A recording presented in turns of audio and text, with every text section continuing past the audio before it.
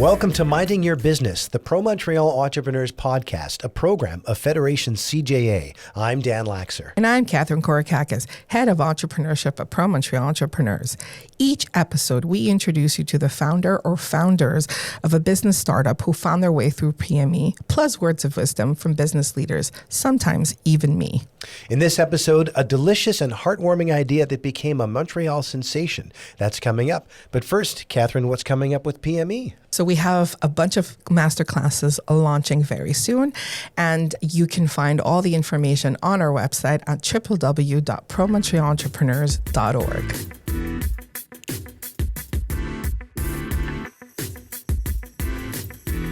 Montreal is known worldwide for its restaurants. When people come here, that's what they talk about. Where they've eaten, where they're going next, what spots they can't miss. And while places come and go, the cuisine that always seems to stick is the food many of us grew up with.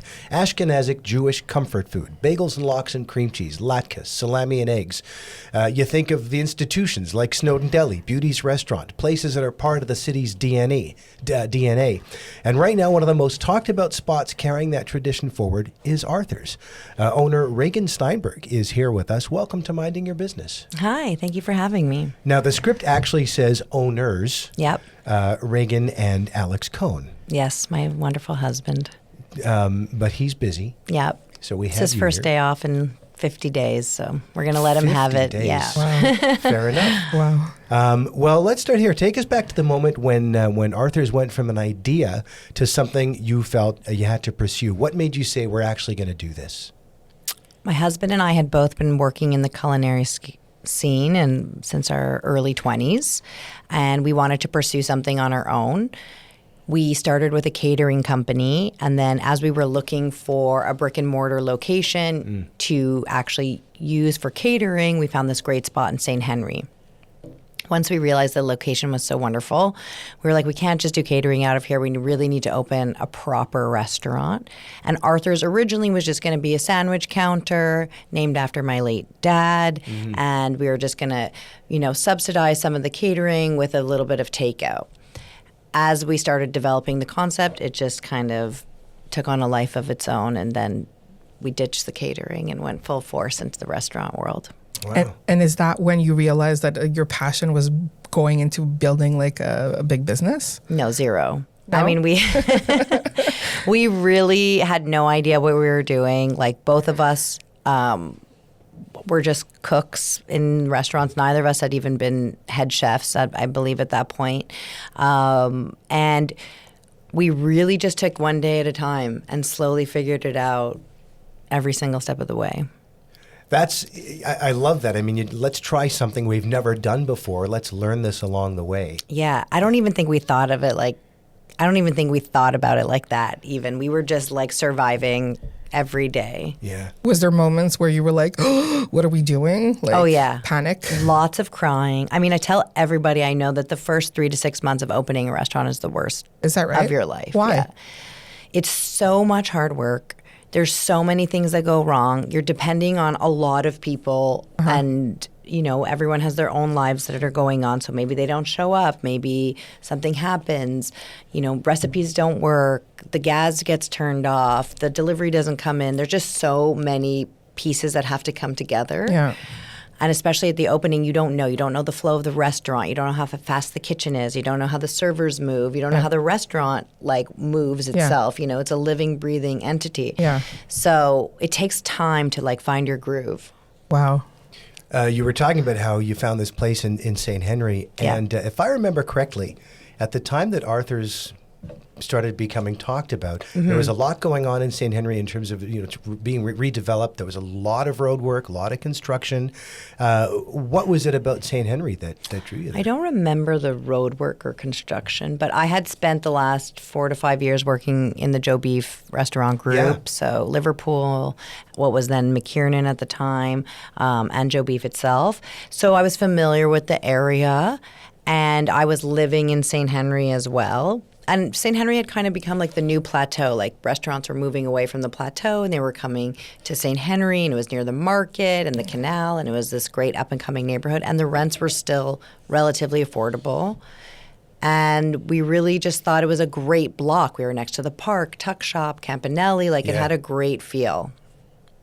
So none of the road work impacted you. And thank not God. that I don't recall any of that, to be honest. Which is, I think, a good thing. I guess. I mean, it's a lot of it is still even going on. Maybe not around where Arthur's is at this point, but Well, I know that Notre Dame had been closed at certain points, and then Yeah. But the restaurant business is notoriously a very, very tough business to be in. Yeah. Was there moments that hit you how tough it was to be in it, and you had like a wake up call? You were like, oh boy. I don't think it's a wake up call. I think it's a reality that we live with every single day, and I don't think it's not an easy career choice. It's not a glamorous career choice, but we love it, and we like to think that we're relatively good at creating an experience and memorable food, and it's what we chose to do. So we don't really know what else to do, but every day I think about, how hard it is to succeed, and, every day there's problems, every day there's something else to deal with. And how do you mitigate all those problems? Like, because some of them can be, one bad review. Like, I follow you on social media, so I know one bad review, Yeah. that can, or one thing that can, impact other people. Now with such a culture of like quick, Reviews. Everyone's online. Well, the reviews, as I'm getting older, I'm 42 now. I started cooking like in my late 20s. I was actually very late to the game. Oh, is that right? Yeah, I went to university and then to culinary school. That didn't exist. Okay. Right? Like, social media barely existed. That's right. So we've really seen how that's impacted us. Mm-hmm. And I used to get super affected and down. And then I realized I'm serving thousands of people. Mm-hmm. And for every bad review, there's hundreds of people, or maybe even thousands of people who had a wonderful experience, Yeah. And the reviews are really polarizing. They're either 5-star or 1-star, So Yeah. it's just like, there's always going to be someone who's going to be upset. You're not going to please everybody. And now I'm kind of trying to avoid reading them and just continue, put my head down, do the work, and know what I produce is quality and consistent, and go forward. Yeah, like that's a that. good strategy. Yeah. Or else you can get triggered and it's spiraling. It's really toxic. Yeah, absolutely. and it's refreshing to hear, because I know a lot of businesses, they worry about, the algorithm. Right. When you talk about how tough the business is and all the different things that you've been through, what would you say has been your toughest moment so far as founders? So you asked a wonderful question, which is my toughest moment as a founder. And I don't think there's one moment particularly. Like, there's so many challenges on a day-to-day basis. I think what's been particularly hard, especially in the last little while, is always trying to explain yourself for why is everything so expensive? Why does it work this way? Why can't I get a table? Like, constantly trying to explain to the general population how a restaurant works seems to be a popular item on the ticket these days, because people don't understand what the labor like. You could be grossing what people would think is, a very healthy company, but when your margins are so small, between fixed costs and then labor costs and fluctuating food costs, it's a very minimal profit style business. This is why people have multiple restaurants, or they end up doing, if they have fine dining and they're not making a lot of money doing that because it's just such a high expense business, then they end up doing a QSR or like a quick service or a sandwich shop because they have volume, and then they're able to have better cash flow. Yeah, volume is key. And that's the thing. What is the thing that you think people really underestimate about restaurant business that they don't understand? They're like, oh, a half an avocado, why is it $6? Yeah. Well, I need to pay for the fridge that the avocado was in, and then I need to pay for the man who delivered it, and then the girl who cut it, and then the salt that went on it, and then the waitress that took it from the kitchen and put it on your plate, and then the guy who washes the plate. That's right. And then there's so many layers to it. Yeah. And everyone loves dining out. I think it's one of the great pleasures that we have, and it's still one of the simple pleasures in life, eating, drugs, sex, rock and roll. That's what we have left, But still, everybody has to like have their, well, I don't pay that much for a chicken breast and not, but it's just, it's not the same. Absolutely. Well, you don't own a restaurant. Right. And it's just not the same. Do you find you're torn when you get comments or, let's put the word complaints in quotation marks, you want to justify the response, or do you just want to point to the lineup outside the window and go, look? If you had asked me a few years ago, I would want to justify the response, only because we've put our blood, sweat, and tears into this. We've sacrificed everything, time with our children, time with our families, missing events, working so hard, and it's, to me, it's like personally offensive, even though it shouldn't be. Yeah, of course. Even, for example, we opened a sourdough bagel concept in Toronto. It's like 500 square feet. We do 400 bagels a day, only on Saturday and Sunday. And the bagels themselves are an art. They take 3 days to make. It's a huge process of the dough. And everyone's like, well, why is your bagel $22 with bagel lox and cream cheese? Yeah. Well, because that's how we have to price it. We're not just making up a price. There's like a standard way to price things. Yeah. And people are really upset about it. And then the other people love it and they appreciate the beauty and the art of the actual bagel. So it's like, do you give your energy to the negative people, or do you just keep feeding into the positivity? Yeah, absolutely. But I get it though. But I get it, because when it's your brand, it's your product, you feel the need to want to explain yourself. And I want to also teach people. Like, I think people should know. Yeah. Like, I love these videos now that are coming on TikTok where people are going around kind of asking their staff even, like, how much do you think this microphone costs? How much do you think this rolling rack costs? And people are like, $20. And she's like, no, $4.50. Yeah. How much is a box of chocolate? Like, $90 or whatever the case is. And it's a reality check, I think, for the general population. Even people in the restaurant don't understand what the owners are investing into this. You alluded before to sacrificing a lot. Walk to us a little bit about the time commitment this takes. It must be. Well, for example, we just opened Arthur's Dinette on Monkland, and it's going to be our all-day concept, including dinner, which we don't have at Nosh Bar. And just to do the dinner alone and launch it, my husband, like I said earlier, has worked 50 days nonstop every single day. He goes at 7 in the morning, and when the restaurant's open at night, he's there till almost midnight. And it's accepting deliveries, dealing with mise en place, making sure the garbage is taken out, making sure the cooks, strain the oil for the next shift, making sure the walk-in is clean, making sure the guy picked up the rags. And that has nothing to do with even he hasn't cooked anything at that point, Yeah. So there's just a lot that goes on behind the scenes that I think people don't. And that's great. I don't want you to think about that when you come in the restaurant, but maybe think about that the next time you write a bad review.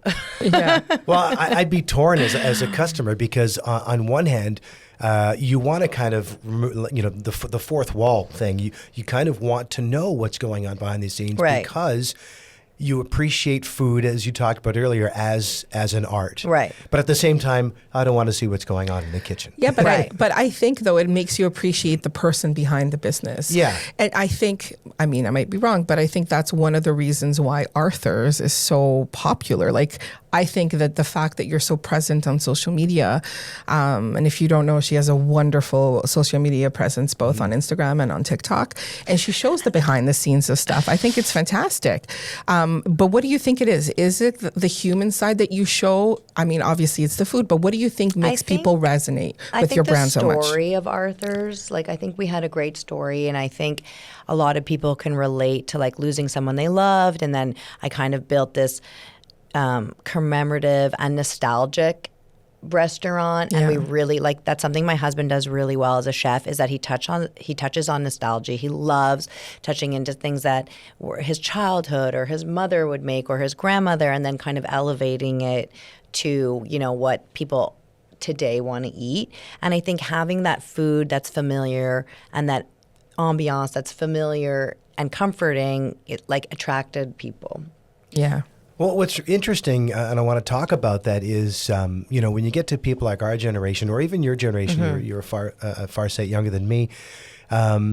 This type of cuisine isn't obvious. I mean, you say you came up, working with Chef David. And, Yeah. I would imagine that someone who's young and wants to get into the business, the restaurant business, they're going for the gourmet, whatever it is, not necessarily for Bubby's Yes. gefilte fish. I mean, it is a problem. Like, we do have a lot of turnover in the kitchen, and because young cooks who are really passionate about learning to cook and not are just like having this as an extra job, because a lot of them are in school and still amazing cooks, not to discredit them, but they want to learn. So it's constantly moving on. Okay, well, I learned this. Now I want to move on to French cuisine, Italian cuisine. I want to learn how to make bread, pasta. Is that right? Yeah, and that's honestly how it should be. And that's my biggest regret as a cook, is that I didn't do that enough, and I wish I could. So honestly, I tell people who have worked with us for a long time to always go and find what you love, and then if it brings you back, great. And we do have people who've worked for us for a really long time who go to do something else, who end up coming back. Because in the end, it's like your energy, the teamwork, the environment that you're working in. Yeah. And all cooking is repetitive. So people like to glamorize it as this ultra creative experience, but unless you're the chef, you're not creating the dish. You're helping prep for it, right? Well, you're cooking it, Yeah, right? okay. And you're cooking the same dish 400 times, 500 times. You're chopping the exact same way 400 times. You're cleaning your station the exact same way. So you have to be someone who's able to kind of handle that consistency and repetitiveness. Because that's ultimately what the client wants, what the customers Well, want. it's the nature of the job. Yeah. I mean, what did they say? You need 1,000 hours to be an expert? Yeah, 10,000 hours, yeah, they say. Right. Have you reached there yet? I mean, I think so. But for our example, our scrambled eggs. Yeah. It takes someone a really long time to perfect the smoothie creaminess. And it's something very basic, right? But that's our signature thing for us. And it's very simple, but it has to be done right. You were talking about what draws people to Arthur's, and you talked about the story. Yeah. Can you talk about that? Yeah. The story of Arthur's, who Yeah. Arthur was? Well, Arthur's my late dad, and it was actually his birthday yesterday. And he died very tragically at 58 years old from non-Hodgkin's lymphoma, type B, aggressive, some horrible, anyways. And it was life-shattering for us. He was really larger than life. Everybody knew him. He was a character in the city. He was I didn't really know at the time because that was my only dad that I ever had, but he was really a special person. And after he died, I was a little bit lost, as someone might be at 21 years old. Oh, my goodness. And I always enjoyed working with my hands and hadn't really found my passion in school yet. So I decided to go to culinary school.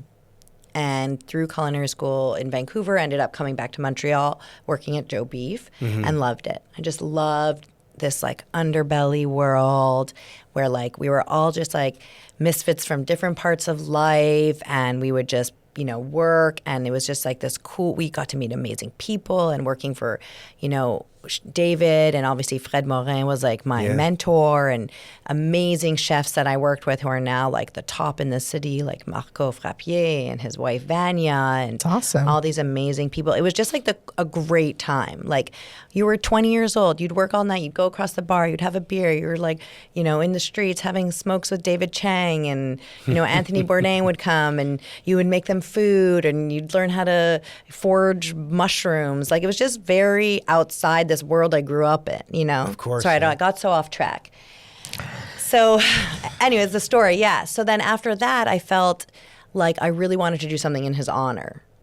And at first we wanted to call it Steinberg's, which is my family's grocery store. I wanted to ask. Yeah. Yes, but through marriage, not through blood, because Fair I'm enough. a Steinberg on both sides, which is complicated. But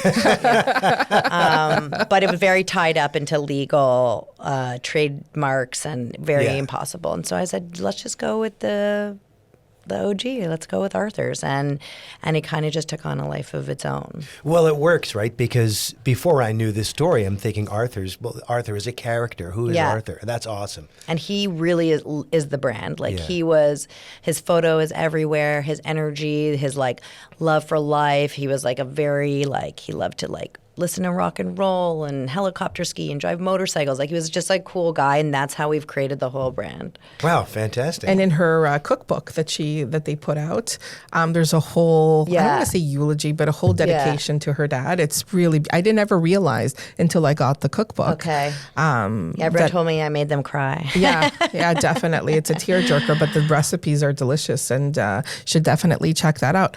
I wanted to segue into how many locations are you up to now, and how do you decide? That's my first question, and then how do you decide when it's time to grow? Oof. Growth was hard for us. We opened Arthur's 10 years ago. It'll be our 10-year anniversary this summer. And at year 3, we're like, let's go. We need to do more. Like, what's going to be? I can't believe we don't have another restaurant yet. And then we had a baby. And then it was COVID. And then we had another baby. And then, like, all of a sudden, like, 8 years had passed, you know? And we were like, oh, wow, okay, we haven't done it yet.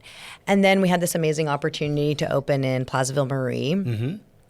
And that was a really great opportunity us to see how a restaurant could be like duplicated. Mm-hmm.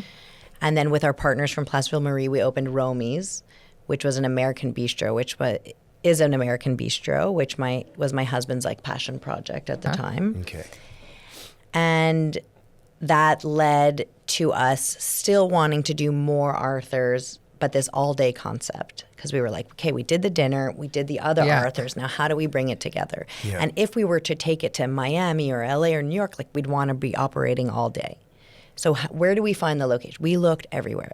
Laval, 10-30, Little Italy. I mean, we looked downtown. If I tell you we spent 2 years looking for a location. Because that's like key with a restaurant. Yeah, I am course. telling you, like with any business where you want foot traffic, location is like number one. Yeah. And also just like your life. So, like I was thinking, am I going to drive to the West Island every day? Yeah. It's already hard to drive to the old port. Like, am I going to drive to the West Island or Laval? Like, you know, and that for some might work. And then for others, it didn't. And then when we love Monkland, it's such a great city. It's a vibe. I mean, it's such a great street in the it's city. A vibe, yeah, though. people It's are such out, a vibe. they're living, they're walking with their kids, like their families. So for us, that was really where we wanted to grow to. Yeah. Oh, cool. And that's what you're going to end up doing. I mean, there's a lot of foot traffic there already, but I think you're going to attract even more, which is great for the street itself. Yeah, I think that. But is that your only like metric, like location when you find a good location, or are there other things that tell you, like you mentioned something in Toronto, like? Well, you know Toronto, what I mean? I love. I mean, I'm a proud Montrealer. I'm like 4th generation Canadian. Like, I'm really a Montrealer through and through. But I love Toronto. I think there's a lot of opportunity there. Absolutely. And the city's just bustling. You know, so I would definitely make a move to Toronto. I think we have a lot going on here. Yeah. And Dinette hasn't even fully started. We're still only doing dinner. We haven't even implemented daytime. Oh, is that right? Yeah. Okay. Interesting. It's funny that you're talking about Toronto. I don't know if I can still say in 2026 that there are so many people from Montreal who are now in Toronto. So many. So it makes all the sense in the world because, you know, I don't really know what Toronto cuisine is like, but there's something very specific about Montreal Jewish cuisine. You know, they could for years they couldn't get Montreal bagels in Ontario. Yeah, I don't think they still really do. There might be one guy who brought the recipe. Our there, bagels aren't even Montreal bagels either, which you know, I can say it. I love a Montreal bagel, but like they're not sandwich bagels. Yeah. They're too skinny. They don't hold the stuff. It explodes out the sides. I need to go have that bagel now. I'm intrigued. Yeah, you're going after my bagels. I can't talk to you. But like a Montreal bagel hot off the press with like butter on it, like amazing. Yes. Like it's a treat. It's literally like it feels like a pastry almost, you know? Yeah. It's sweet, it's warm, carbs, like you can't go wrong. Mm-hmm. But like I just think it doesn't lend well to a sandwich. Fair enough. Yeah. Absolutely. How do you make it work between you and your husband are partners, business partners, but you're life partners? How is it? Yeah. So walk us through like, how is it like being together, I guess, 24/7? And we're actually not. No? That's a misconception that everyone has. They're like, but it must be so hard. We never see each other. Oh, no. And that's the actual problem because we only see each other like at the very beginning of the day and the very end of the day. So when do you not want to talk about work? First thing in the morning and right before bed, right? And he's literally like, well, call me and book an appointment with me. And I'm like, that's so messed up, man. Like, we're having dinner. Like, can I just like tell you about the fridge that's broken? It took us a long time to kind of decide who is going to take care of what. Oh, that's good. So there is like kind of like a... Yeah, there's definitely a division. Yeah. I don't want to cook in a kitchen anymore. You're done? I love to be part of the creative process, but just day to day, it's not feasible for me. We obviously have 2 children now. There's a lot of moving parts. And we just, every day is communication. We fight a lot. I mean, we... Yeah. I'd like to hear a little bit more about the book. I think it's a great idea that you even have one. What made you decide, okay, we've got a restaurant, now let's publish a book? We were approached by Random House. So we were really honored to even be considered for it. We actually just won a New York Jewish cookbook prize. No way. Wow. Yeah. Wow. Mazel tov. Yeah, we Mazel weren't tov. able to attend, but we were very Why? I'm excited. kidding. Yeah. What are you doing? But the book was really a labor of love. That's another thing people thought. It takes 3 years. To do a book? Yeah. No between way. the time you start the book, write the recipes, test it, photograph it, send it to the editor, and have the book in your hand is 3-year process. Yeah. No way. So even writing stories about my daughter, I'd be like, she's a 3-year-old. And then I'm like, oops, no, she's 6 years old, you know? So it's really a moment in time in your life. And we just thought it was such an amazing opportunity to have like our life's work, so to speak, in like a tangible object. Were you worried that you were giving away secrets? Yeah, I was thinking about that too, because your pancake recipe is there. So Alex wanted to redact the pancake recipe. He thought it would be really funny, and it would just be like blacked out, and then like he was going to like do some sort of crazy thing. He's very creative, so he was like, we're going to do like a secret pantry, and then if you guess all these like things, then every time we'll give you an ingredient to the pancake. But Giving, no. Taylor Swift vibes. Yeah, where she lives. exactly. But I think the recipe is so long-winded and complicated, It as is all so his complicated. recipes, that people are a bit discouraged to make them at home, which I can attest. lends well to us. Have you tried? I tried and I failed miserably. I'm still trying to get into Arthur's, by the way. Well, now you could come because we have 80 seats. There's way less lineup. We did expand in St. Henry just recently and Oh, is that reopened right? the doors. Yeah, we just Oh. reopened the doors like 2 weeks ago. Oh, amazing. after I can't wait to try renovations. those pancakes. Yeah. I had a question about was it the book? Oh yeah, no, you were talking about Alex wanting to black out the recipes Yes. and stuff, and Yes. one of the things that comes right off the website is how funny the two of you are. Okay. Right? Sure. I mean, the website's a lot of fun. Thank you. Yeah. We wanted it to be fun, and the whole restaurant is fun. Like, that's what we want. We want it to be lighthearted, good quality food. Come with your kids, come on a date, come with your girlfriends, come with your friends. Mm-hmm. We just want it to be like that neighborhood spot that everybody feels welcome. And Yeah, and you've hit the mark. I want to just go back to you and your husband's relationship. There's the one, because I work with a lot of founders, and many times there's a lot of friction there, Okay. regardless of the business. Is there something that you guys have like done, a one negotiable or one boundary that you've said, like, this is, that has helped it work, oh God, one boundary. or I think non-negotiable? maybe we have no boundaries. That's our problem. Well, we used to like really criticize each other in front of everybody. Oh, that's fun. Yeah. Which now we really keep to a bare minimum, and then we talk about things privately behind the door so that Good. we show a united front, Good. even if we might not Agree. Yeah. But really, the rest, I mean, I trust him implicitly. I know his food important. is amazing. I wouldn't let him balance the books, but he could definitely Everybody whip up stay a in your schnitzel. lane. Yeah, exactly. You can whip up a schnitzel. Right? I'll manage Yeah. the financials. And I'm not even good at finance. Like, I'm delegating to someone else, but like, you want him nowhere near that, like zero. Last question for anyone listening who might have an idea.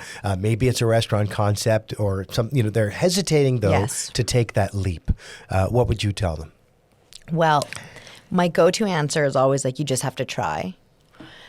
But my new go-to answer after this last year would be, make sure you just set yourself up financially, because that's the most stressful part. Okay. So make sure you really calculate, do I have enough money to open? Do I have enough money to float myself for the next 2 months? Payroll, insurance. Cash is king. Yeah, goods, because that is the hardest part. Like both our renovations that we just did, both Monkland and St. Henry, each took 3 months extra than I had anticipated or planned for. So paying mortgage, rent, insurance, all of these things for what would be, let's say, 6 months, the two together, was really not anticipated for. So it was very stressful, and then you're rushing to finish, and you might not, you might miss a few things along the line. So just set yourself up. And if you're doing construction, add 3 months. And if you're add 30%. And if you think something is going to cost this much, it's probably going to cost more. Absolutely. And everything, people don't think about it, like the hooks, the doorknobs, the smallest detail. These How about the chairs not being comfortable? The chairs. The chairs was a big topic. Yes, that was my fault. I tried to save money in thrift chairs, and I ended up wasting $7,000. But that's a big amount of money when you're starting up and doing stuff. Yeah. A nice chair is $350. Like, this is how much a nice chair costs. And people don't realize. And the thing is, and this is what I tell businesses when they're starting up, like contingency money. And it's little mistakes like that, like ordering the wrong type of chair, like $7,000 is a lot of money for a startup. It is. And then, you just have to know that things are going to cost more than you think and are going to take longer than anticipated. Yeah. So right on, absolutely. Any type of business, I'm telling you. Yeah. Absolutely.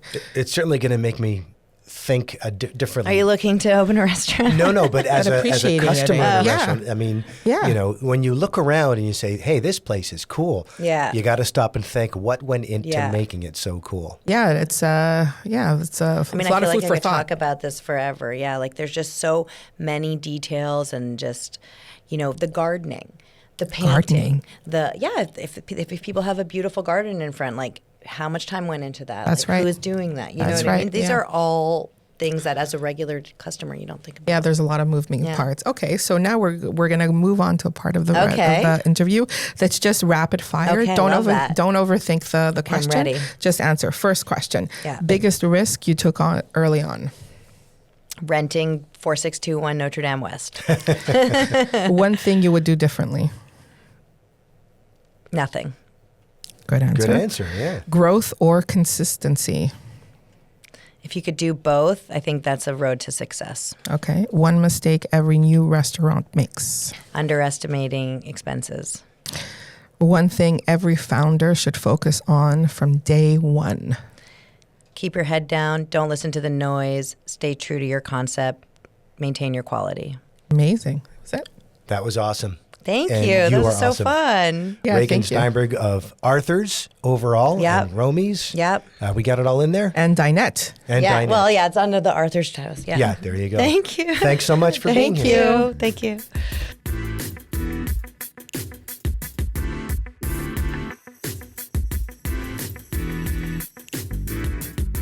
And as we do every episode, now we bring you a bit of business wisdom from a PME mentor. Hi, I'm Ben Levine from Levine Brothers Plumbing.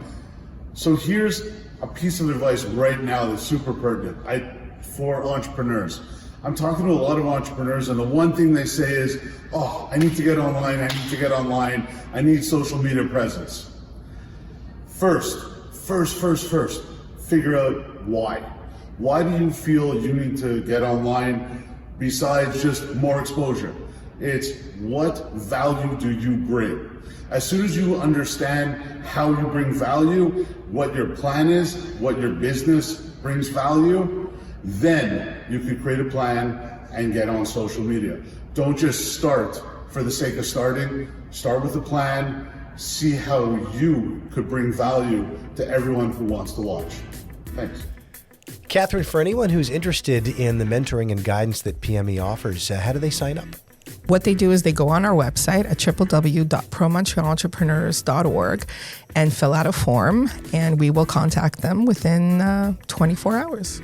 And that's our time. For more information on PME or any other Federation CJA program, follow us on social or at promontrealentrepreneurs.org or at federationcja.org. Minding Your Business is a production of Federation CJA. Executive producers are Glenn J. Nashin and Catherine Korakakis. Technical production by Daniel Moskovich. The Minding Your Business podcast. Subscribe, download, listen, and share wherever you get your podcasts. I'm Dan Laxer. And I am Catherine Korakakis. Minding Your Business. Pro Montreal entrepreneurs bringing ideas to life.